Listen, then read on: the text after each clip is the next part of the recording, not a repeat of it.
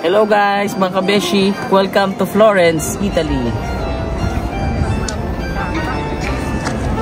Ciao a tutti, welcome to Ponte Vecchio, Florence. Ayan.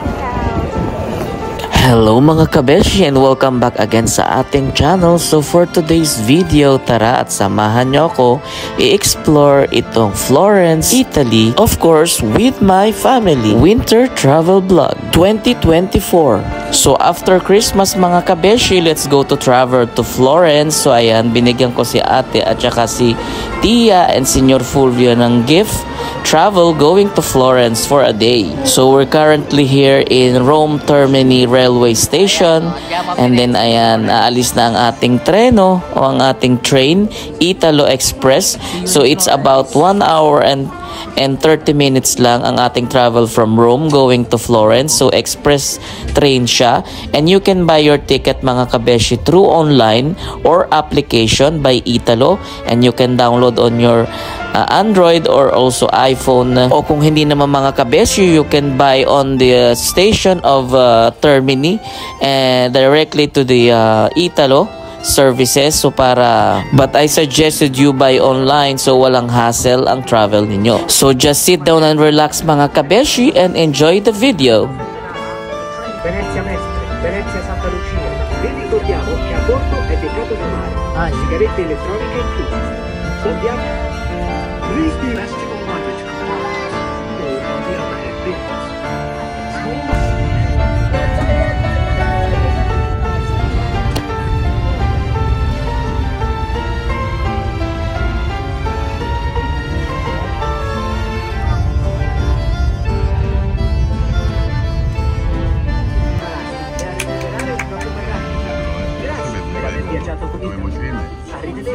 We are now approaching Firenze Santa Maria Novella station. We invite travelers to prepare and collect their luggage. Thank you for traveling with Italo. Goodbye.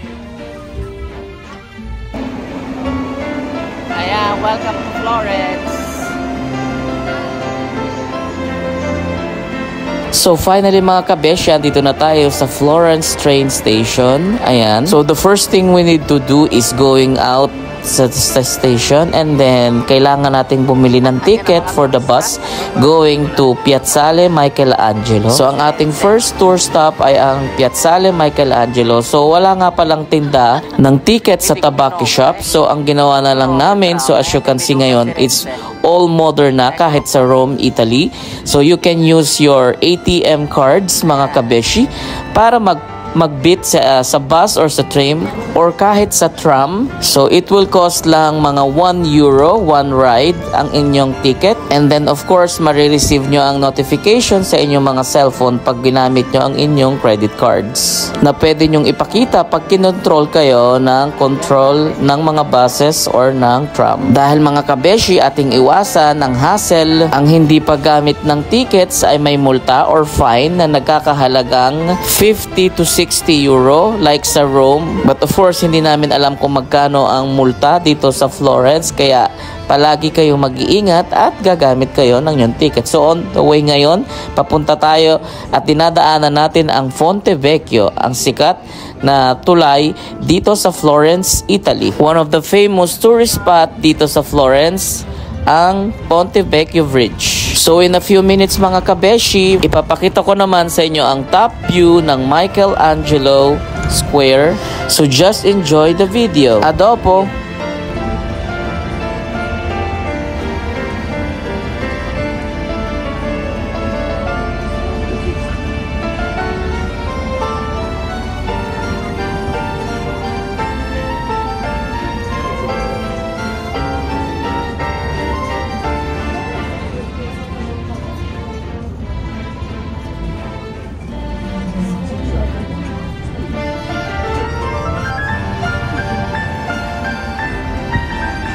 Guarda le macchine, vecchie, antiche.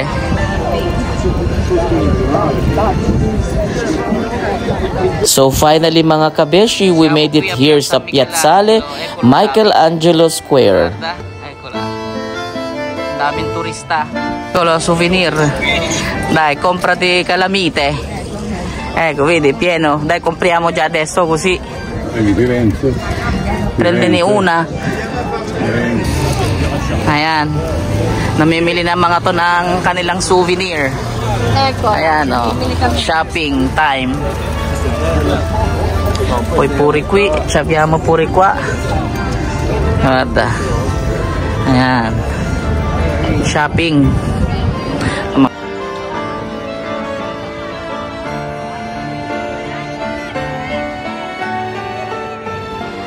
Wikipedia mga kabeshi, alam nyo ba na ang Piazzale Michelangelo ay isa sa pinakamagandang top view tourist spot dito sa Florence na kumakatawan sa pinakatanyag na punto na panorama o lungsod na ginawa sa isa sa bilang postcard o isang obligadong destination para sa mga turistang bumibisita dito sa Florence, Italy. Kaya pag nag-visit kayo mga kabeshi dito sa Florence, huwag niyong kakalimutang i-visit o skip ang Piazzale Michelangelo Square.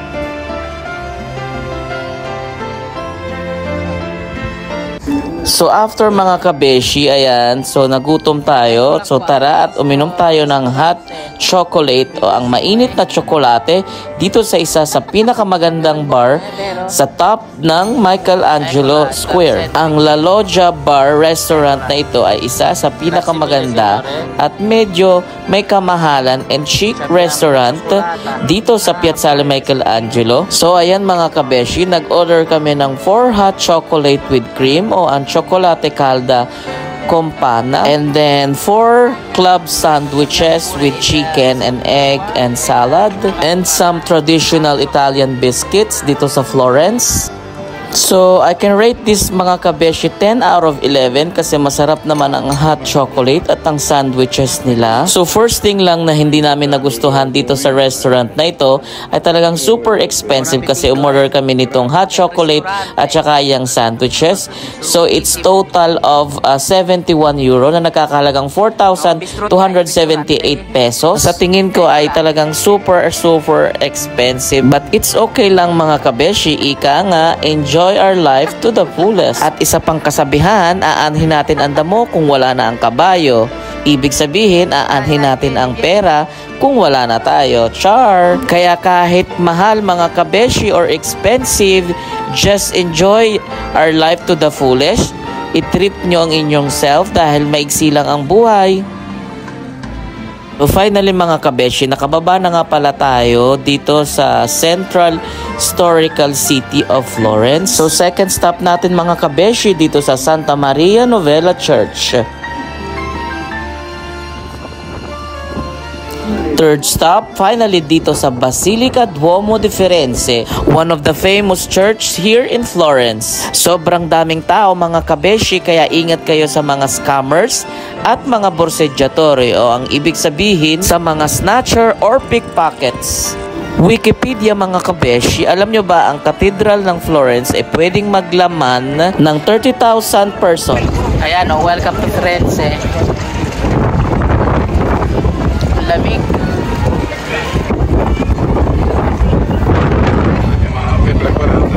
At ito rin ang katedral ng Archdiocese, may dignity ng isang menor na edad na basilika at isang Italiano ng pambansang monumento. At itong gintong pinto ng Battistero di Firenze ay ginawa ni Lorenzo Ghiberti ng 1403.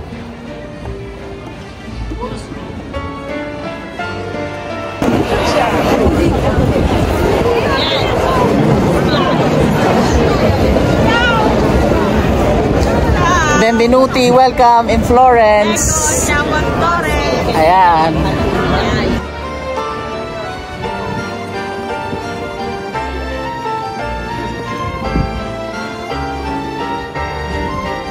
And then ito naman mga kabeshi, ang Piazza della Repubblica. Isa din sa pinakamagandang square dito sa Florence, Italy, na kung saan naglalagay sila ng Christmas market at saka ng mga carousel.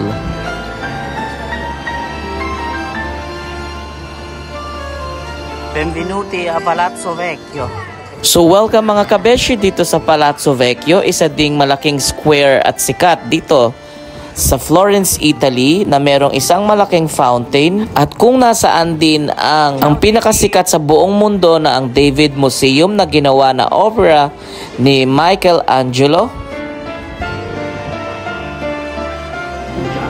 Galleria degli Uffizi. Itong galleries na ito mga kabes ay isang complex o museum na dito sa Florence at pinagsama sa ilalim ng iisang administration mula noong 2014. Ciao a tutti, welcome to Ponte Vecchio, Florence. Yan. Fu, parlan po. Parla. Parla. Parla, che dico, siamo a Firenze. Benvenuti a Ponte Vecchio. Alam nyo ba mga kabeshi na ang Ponte Vecchio ay isang makasaysayang tulay sa ibabaw ng Arno River dito sa Florence. Ang tulay ay nag-uugnay sa pamamagitan ng Por Santa Maria, sulok ng Lugarno degli Acciaioli at Lugarno degli Arcibusieri sa pamamagitan ng De Giorni, sulok ng Borgo San Jacopo at sa pamamagitan ng De Bardi. Tia, para na rin sa Amsterdam, di ka? Yung ganyan mga ano. Eko, Senyor Fu. Isa pa mga kabeshing sikat na attraction dito sa Florence na Ponte Vecchio ay ang mga tindahan nila o mga shop, jewelries at mga Italian gold na talaga namang mapapawaw ka sa dami at gaganda ng mga alahas. Ci vediamo Roma dopo. Ciao. So it's time to go back to Roma mga kabeshi. So ayan, nag-order muna kami ng McDonald's at kumain muna kami ng dinner bago bumalik sa Roma. Kung nagustuhan mo mga kabeshi ang video nito, mag-subscribe ka na and follow me for more. And see you mga kabeshi on my next travel vlog. Thank you for watching. Bye!